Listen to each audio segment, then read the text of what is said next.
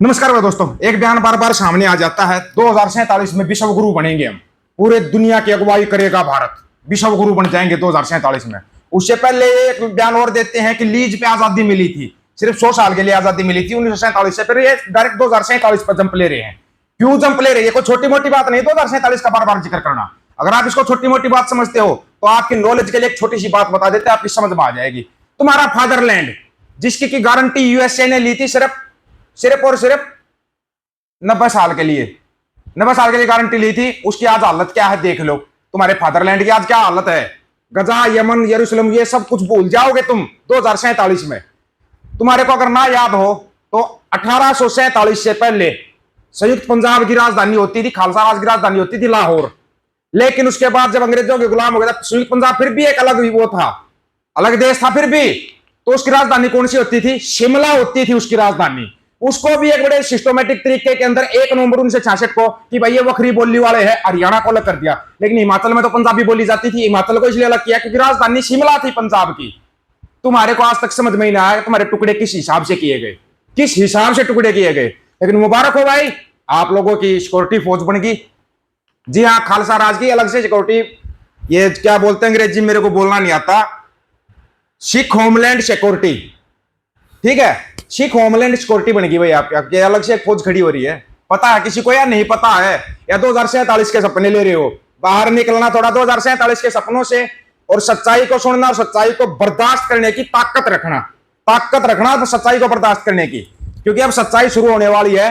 और ये सच्चाई सुनोगे ना तो आपके तो हौसले तोते उठ जाएंगे कि तुम्हारे साथ खेल क्या खेलेगा। अगर ना पता होना, जब महाराजा रणजीत सिंह लाहौर बैठते थे, अगर किसी को मंदिर बनाना होता, किसी को मस्जिद बनानी होती पंजाब देश के अंदर, या किसी को गुरुद्वारा साहिब बनाना होता, उससे पहले महाराजा रणजीत सिंह की एक शर्त होती थी, अगर मस्जिद बनानी है तो उससे पहले एक मदरसा बनेगा, अगर मंदिर बनाना है तो उससे पहले एक स्कूल बनेगा, ताकि मंदिर में जो चढ़ावा आएगा वो स्कूल पे खर्च होगा।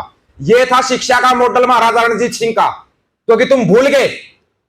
गुरुद्वारा साहिब भी बनना है तो उससे पहले खालसा स्कूल या खालसा कॉलेज बनेगा उसके साथ में, इसलिए वो शिक्षा का स्तर इतना ऊंचा था महाराजा रणजीत सिंह का। तुम्हारे को आज तक इस बारे में पता ही नहीं था कुछ, तुम्हारे को समझाएं क्या? चलो तुम्हारी समझ में आ जाएगा शुद्ध हिंदी में सुनो, ध्यान से सुनो। पर आज ਅਸੀਂ ਤੁਹਾਡੇ ਸਾਹਮਣੇ ਉਹ ਫੈਕਟ ਰੱਖਦੇ ਪਏ ਆ ਕਿ 1947 ਦੇ ਵਿੱਚ ਜਦੋਂ ਸਰਦਾਰ ਪਟੇਲ ਜਿਹੜਾ ਵਲਭ ਭਾਈ ਪਟੇਲ ਗੁਜਰਾਤ ਤੋਂ ਸੀ, ਉਹ ਹੋਮ ਮਿਨਿਸਟਰ ਸੀ, ਇਹਨਾਂ ਨੇ ਇੱਕ ਯੋਜਨਾਬੱਧ ਤਰੀਕੇ ਦੇ ਨਾਲ ਜਿਹਦੇ ਵਿੱਚ ਸਰਕਾਰੀ ਅਨਸਰ, ਸਰਕਾਰੀ ਪੁਲਿਸ, ਉਹਨਾਂ ਨੇ ਪਹਿਲਾਂ ਸਿੱਖਾਂ ਦੀ ਕਤਲੋਗਾਰਤ ਕੀਤੀ, ਸਾਡੇ ਮੁਸਲਮਾਨ ਭੈਣ ਭਰਾਵਾਂ ਦੀ ਕਤਲੋਗਾਰਤ ਕੀਤੀ, ਉਸ ਨੂੰ ਦੰਗਿਆਂ ਦਾ ਜਿਹੜਾ ਨਾਮ ਦਿੱਤਾ ਗਿਆ। ਪਰ ਪਾਲ ਬਰਾਸ यूनिवर्सिटी ऑफ वाशिंगटन ਦਾ जिसने बड़ा लंबा समय इस ते रिसर्च की ते उसने दसिया कि 1947 जड़ा वो सिख ते मुसलमान नस्लकुशी है, और यही नस्लकुशी 1984 तक जारी रही। 84 दे विच दरबार साहब ते हमला किया गया सरकार वालों, शहीद संत जरनैल सिंह भिंडरांवाला ते उन्हें साथियों ने उसका जवाब दिता और शहादतां पाईयां।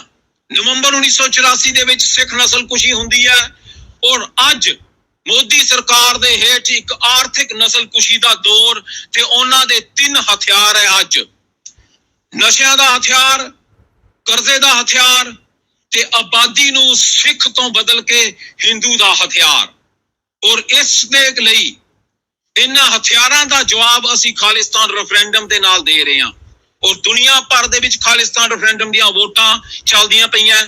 16 अगस्त नूं यही खालिस्तान रेफरेंडम दीयां वोटां इंडियाना अमेरिका दे विच पैण गियां, और असीं इत्थे तुहाडे सामने ऐलान करदे हां कि यूनाइटेड नेशंस दी जिहड़ी धारा 51 जिहदे विच सब नूं हक है खुद मुख्तियारी दा, ते जे तुहाडी नस्लकुशी हुंदी है, आर्थिक नस्लकुशी हो रही है, तुहाडे ते तुहाडी नस्लकुशी दे विच एक पूरी दी पूरी जिहड़ी कौम है ਉਹ ਆਰਥਿਕ ਨਸਲਕੁਸ਼ੀ ਹੇਠ ਹੈ, ਤਾਂ ਤੁਸੀਂ ਆਪਣਾ ਹਥਿਆਰ ਚੁੱਕ ਸਕਦੇ ਹੋ ਆਪਣੀ ਜਾਨ ਬਚਾਉਣ ਵਾਸਤੇ, ਆਪਣੀ ਆਜ਼ਾਦੀ ਵਾਸਤੇ।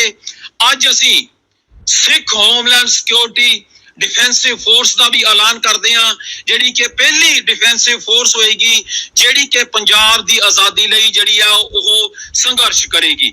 और दूजे पासे शिमला जिहड़ा 1947 दे विच पंजाब की राजधानी सी, ਔਰ 1966 ਚ ਜਦੋਂ ਇਹਨਾਂ ਨੇ ਪੰਜਾਬੀ ਬੋਲਦੇ ਇਲਾਕੇ ਜਿਹੜੇ ਆ ਉਹ ਹਿਮਾਚਲ ਤੇ ਹਰਿਆਣਾ ਚ ਵੰਡ ਦਿੱਤੇ, 3 ਸਟੇਟਾਂ ਚ, ਉਦੋਂ ਇਹ ਰਾਜਧਾਨੀ ਚੇਂਜ ਹੋਈ।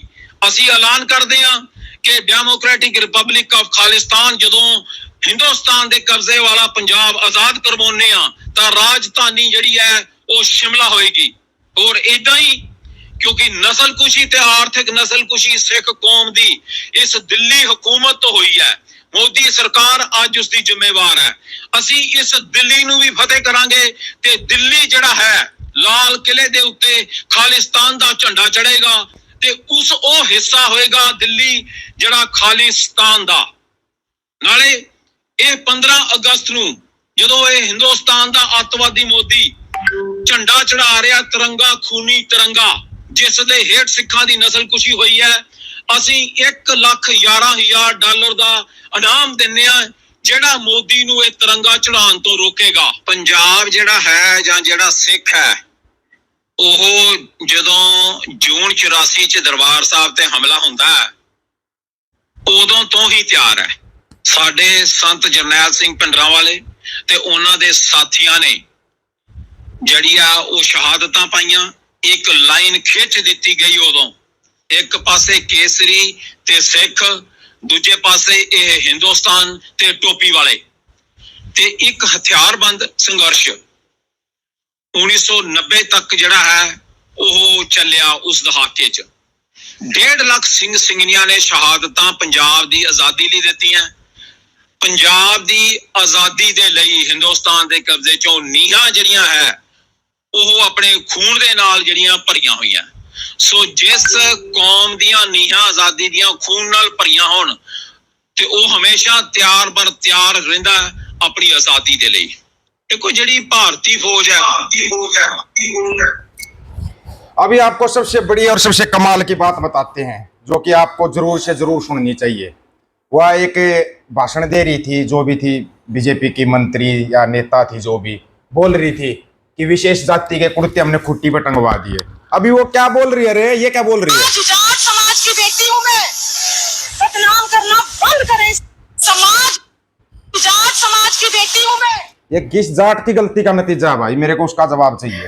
मैं उस जाट को ढूंढ रहा हूं जिसने गलती की है, क्योंकि इन मूर्खों के टोले के अंदर है ना, ये इतने पढ़े लिखे लोग हैं, इनको तो बस ना बीजेपी सही की पार्टी है। हाँ हाँ जी कोई एक आधा शहीद का नाम बताओगे बीजेपी? इसके सारे शहीद है बीजेपी की। सारे। जिस तरह की महात्मा गांधी तो मैंने चलो सबका ही है, बीजेपी के वल्लभ भाई पटेल है। अच्छा अच्छा, और डॉक्टर श्यामा प्रकाश भगत सिंह है, सारे मतलब राजगुरु वल्लभ भाई पटेल है। कोथा के नाम है श्यामा मुखर्जी है, डॉक्टर साहब अपने, ये बीजेपी के थे।